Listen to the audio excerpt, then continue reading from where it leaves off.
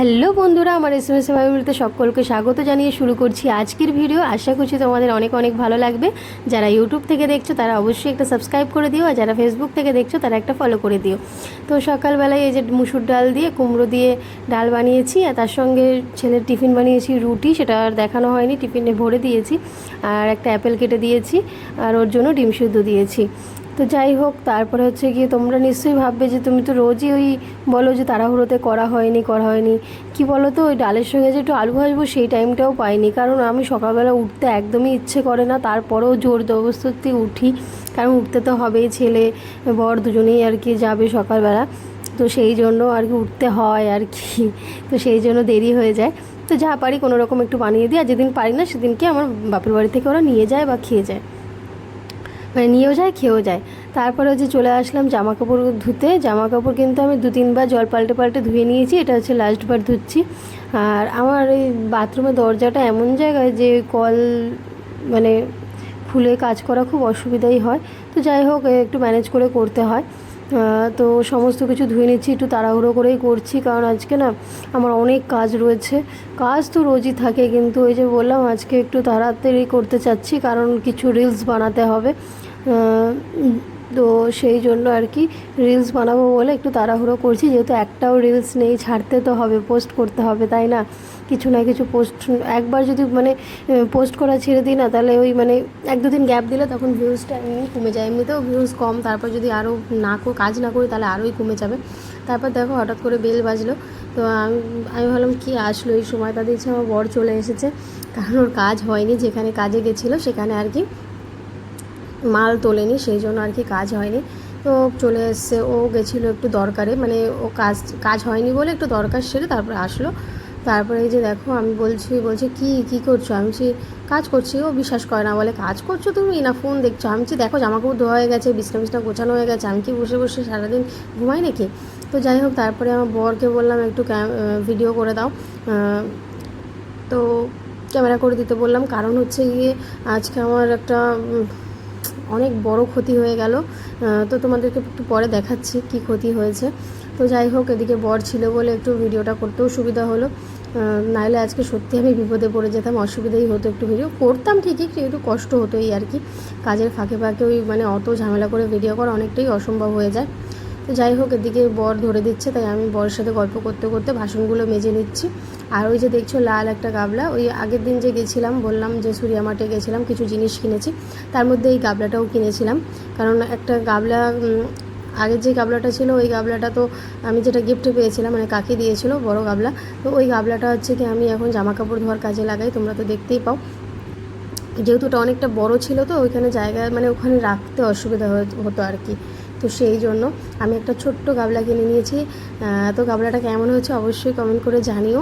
তোমরা একটা কমেন্ট করলে আমার খুব ভালো লাগে, আমি আরও কাজে উৎসাহ পাই যে না আমাকে কাজ করতে হবে, লোকে আমার ভিডিও দেখছে, ভালোবাসা দিচ্ছে। তো অবশ্যই কিন্তু একটা করে কমেন্ট করো, যাতে আরও কাজ করতে পারি। তারপর দেখো এই যে রান্নাঘরটা আমি সুন্দর করে পরিষ্কার করে নিয়েছি। আর রান্নাঘরটা এমন জায়গা, কি বলো তো বন্ধুরা, রান্নাঘর পরিষ্কার না থাকলে না কেমন একটা লাগে। 2-1 দিন করতে পারি না, তখন তো কষ্ট, মানে যখন শরীরটা খারাপ হয় তখন করতে পারি না, কিন্তু খুব খারাপ লাগে, নোংরা ঘর দুয়ার দেখতে পারি না, তাই যতটা পারি মানে গুছিয়ে রাখার চেষ্টা করি। এদিকে দেখো বর আজকে পুরোপুরি আমাকে একটু ভিডিও করতে হেল্প করেছে, মানে বর আজকে আমাকে অনেকটাই সাহায্য করেছে। তো এই যে ঝাড়ু দিয়ে দিচ্ছি ঘরে, ওই দিকটা ঝাড় দেওয়া হয়ে গেছে, আর এই যে খাটের সাইডগুলো কিন্তু আমি আগেই ঝাড় দিয়ে নিয়েছি, ওগুলো আর ভিডিও তো আমি দেখাই না খুব একটা, কারণ যত দেখাবো তত ভিডিও বড় হবে, আর সব দিন একই জিনিস দেখালে সবারই নিশ্চয়ই ভালো লাগবে না, তাই জন্য একটু ঘুরিয়ে পেঁচিয়ে দেখাই, যাতে একটু তোমাদের ভালো লাগে। তো চলো এখন বলি কি সর্বনাশ হয়েছে আজকে আমার, মানে কি বলবো, কি ক্ষতি যে হলো, মানে বলে বোঝাতে পারবো না। এই কদিন আগে দেখো ফোনটা কিনলাম, এখন আবার এই যে স্ট্যান্ডটা খারাপ হয়ে গেছে, মানে স্ট্যান্ডটা যাও একটু মানে জোড়া তাপ্পি দিয়ে চলছিল, আমার বড় একটু একটু করে ঠিক করে দিচ্ছিলো, আর আমি সেইভাবেই চালাচ্ছিলাম। আগেও একবার বলেছিলাম তোমাদের, আগে একবার না দুবার জন্য আমি ভিডিওতে বলেছিলাম যে আমার স্ট্যান্ডটা এখন মানে খুব নড়বড়ে হয়ে গেছে, কাজ হচ্ছে না। তো যাই হোক, এখন একদমই মানে পুরোপুরি শেষ হয়ে গেল, এখন আর কিচ্ছু করা যাবে না এটা দিয়ে। তো কি আর করা যাবে, এখন দেখছি এখনই কিনতে পারবো না, একটু সময় লাগবে। তো যেহেতু ফোনটা নিলাম, তো ওখানেও আমার ডাউন পেমেন্ট করতে হয়েছে। যাই হোক, সব মিলিয়ে মিশিয়ে তারপর তো নিত্যদিনের অনেক মানে টাকা পয়সা তো লাগেই, তাই না? তো যাই হোক, এখন মানে একটু অসুবিধার মধ্যেই আছি, তো এখন আর কিনবো না, ভাবছি কষ্ট করে একটু ভিডিওটা মানে করবো আর কি, যেভাবে হোক তোমাদের সঙ্গে শেয়ার করবো। দরকার হলে কাজ বাজ না একটু কমই দেখাবো, যেহেতু কাজ বাজ করার সময় একটু ভিডিও স্ট্যান্ডটা বেশি লাগে। তো যাই হোক, তারপরে হচ্ছে কি এই যে চলে আসলাম সন্ধেবেলা। বর বলছে কিছু খেতে মন চাইছে, তাই বললাম কী খাবে, বলছে যে মুড়ি মাখা করো। তা আমি কাটছিলাম, তো আমার বরের পছন্দ হয়নি, তাই জন্য দেখো নিজে নিজেই কাটছে, ও আবার কাটতে খুব এক্সপার্ট। যাই হোক, এদিকে শসা, গাজর, পেঁয়াজ, তারপরে হচ্ছে গিয়ে দিয়েছি কাঁচা লঙ্কা, সমস্ত কুচি দিয়ে তারপরে ওই যে নুন দিয়ে ভালো করে মেখে নিচ্ছে। তারপরে যে নানান রকমের চানাচুর এনেছে 2-3 রকমের, সেগুলো দিচ্ছে। আর একটা চিপসও এনেছে, এই যে এই চিপসটা খেতে দারুণ টেস্টি লাগে। এটা নতুন মানে আর কি দেখছি আমি, এই চিপসটা 2 দিন ধরে আমার বর নিয়ে আসে। আমি কিন্তু এসব খেতে বেশ ভালোই বাসি, তবে সবসময় খাই না, যেহেতু আমার একটু গ্যাসের প্রবলেম আছে সেই জন্য, তো মাঝে মাঝে একটু লোভ করে খাওয়ার। তারপরে যে বরমশাই, আমার বর কিন্তু খুব ভালো মানে মুড়ি মাখে, তো সেই জন্য কিন্তু আমি আমার বরকে বললাম তুমি মুড়িটা মাখো। ও বাড়ি থাকলে ওকে দিয়েই মাখাই, কারণ ও খুব ভালো মাখা। ও শুধু মুড়ি না, আলুকাবলি থেকে শুরু করে ঝালমুড়ি, তারপর হচ্ছে তোমার নানান রকমের যে আম মাখা, শশা মাখা, পেয়ারা মাখা, এগুলোও খুব ভালো করে।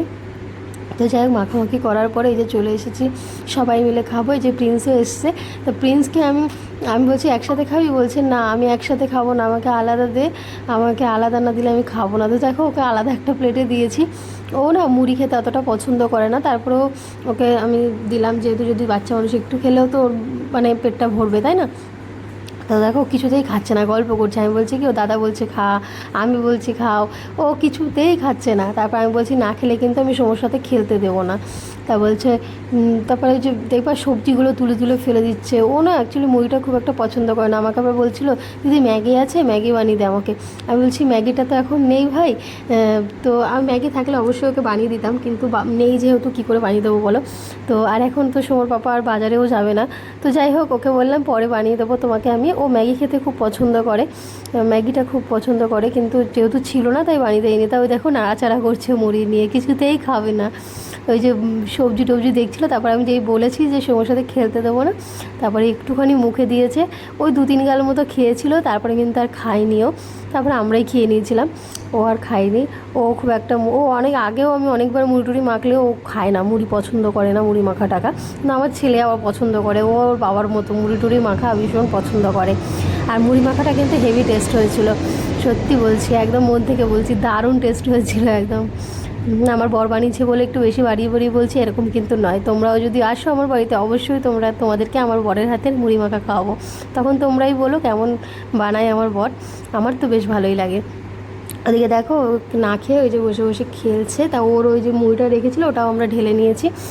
তো তারপরে এই যে রাতের খাবার দাবার, তো কুমড়োর ডালটা একটু ছিল, তো ওটা আমি ফ্রিজে রেখে দিয়েছিলাম। তো আমার বর বলছে ওটাই গরম করো। আমার বর আবার ডাল খেতে ভীষণ পছন্দ করে, আমি আবার ডালটা খুব একটাকে আমি একদম পছন্দ করি না, কিন্তু ডালটা ভালো হয়েছিল, যেহেতু কুমড়ো দিয়েছিলাম বেশ ভালো লাগছিলো। আর এদিকে ভোলা মাছ ভেজে নিয়েছি, এটা হচ্ছে সামুদ্রিক ভোলা। আর তার সঙ্গে ওই যে পেঁয়াজ, টমেটো, একটু রসুন, কাঁচা লঙ্কা কুচি করে ওটাকে ভালো করে ভেজে নিয়েছি।